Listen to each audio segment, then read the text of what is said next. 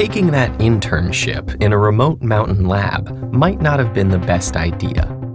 Pulling that lever with the skull symbol just to see what it did probably wasn't so smart either. But now is not the time for regrets, because you need to get away from these mutant zombies fast. With you are the janitor, the lab assistant, and the old professor.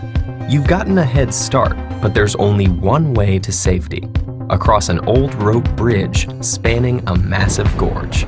You can dash across in a minute, while the lab assistant takes 2 minutes.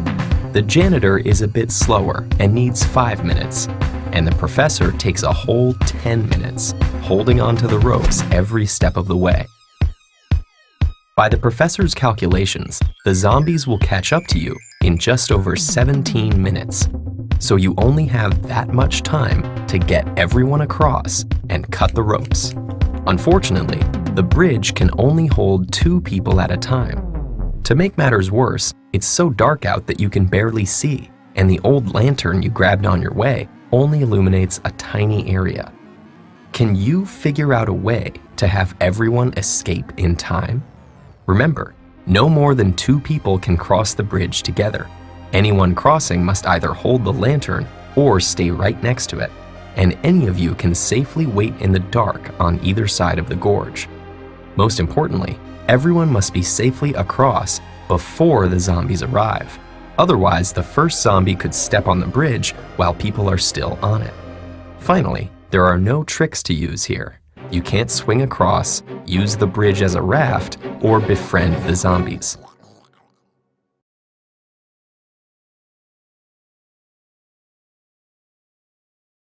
At first, it might seem like no matter what you do, you're just a minute or 2 short of time.